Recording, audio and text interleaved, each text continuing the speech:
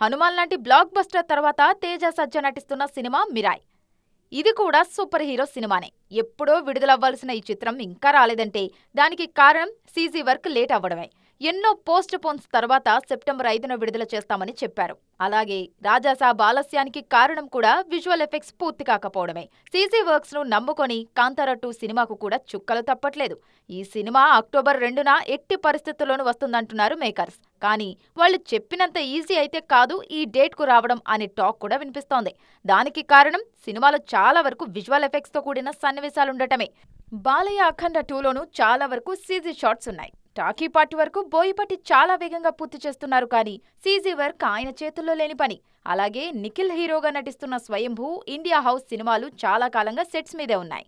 వీటిలోనూ CG works they కీలక పాత్ర.